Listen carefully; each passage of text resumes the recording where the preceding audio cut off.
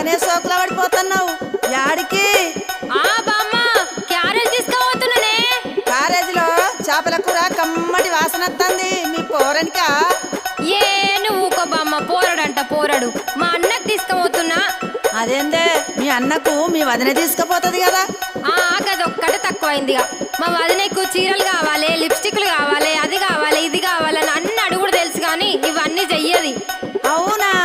ఏం పనులు చేయదా మీ వదినే? ఇంతకు ఏమేమి అడుగుతుందో జర చెప్పరాదు.